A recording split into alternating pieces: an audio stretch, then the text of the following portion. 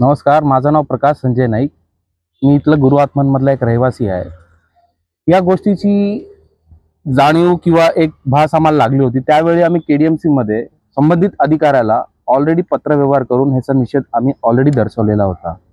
त्यावेळी त्या अधिकाऱ्यांनी आम्हाला आश्वासन दिलं होतं की असे कुठल्याही प्रकारचे टॉवर्स किंवा मोबाईल टॉवर इथे उभारण्यात येणार नाही.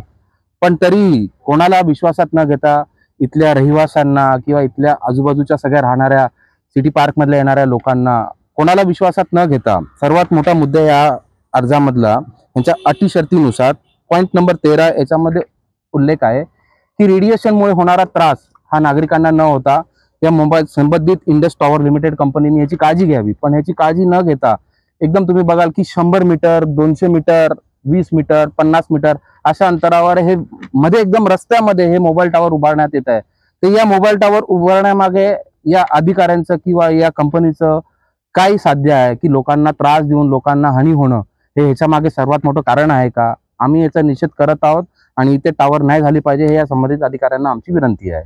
नमस्कार, मी विशांत पांडुरंग कांबळे, शाखा प्रमुख शिवसेना उद्धव बाळासाहेब ठाकरे गट. आज इंडोस कंपनीने इथे टावर लावण्याचा प्रयत्न केलेला आहे जो आपल्या योगीधाम भागात सिटी पार्कच्या बाहेर. तिथं त्यांनी कायद्याचं जो उल्लंघन करण्यात आलेला आहे व नागरिकांची इथं कुठली परवानगी घेतली नाही. नागरिकांना याचा हरकत आहे. ह्याच्यावरती ऑलरेडी नागरिकांनी महापालिकामध्ये एनओसी दिलेली आहे की आम्हाला इथं टॉवर लागला नाही पाहिजे. त्याच्यात जे महापालिकेने अटी शर्ती दिलेल्या आहेत त्यात क्रमांक 11 मध्ये स्पष्ट लिहिण्यात आलेलं आहे की ह्या जागी कोणतेही झाड तोडण्यात यावे नाही किंवा कुठली फांदी काढण्यात यावी नाही. तर ह्या कंपनीने काल अतिशय हुशारपणाने येऊन 2 झाडं इथनं पूर्णपणे काढण्यात आलेली आहेत. तर नागरिकांची याच्यावरती मागणी आहे का त्यांनी इथं हा टावर लावण्यात येऊ नये. केडीएमसीने यांना कुठली परवानगी देण्यात येऊ नये आणि ह्यांनी अजून 9 जागी असे जे टॉवर लावले त्या जागी असे झाड कापलेले आहेत का त्यांनी महापालिकेने बघावे. ह्यांचं जे कॉन्ट्रॅक्ट आहे किंवा टेंडर आहे ते रद्द करण्यात यावं आणि ह्यांच्यावरती झाड कापल्याचा जो कायदा आहे त्याच्या अनुषंगाने ह्यांच्यावरती योग्य ती कारवाई करण्यात यावी अशी स्थानिकांकडून मागणी आहे.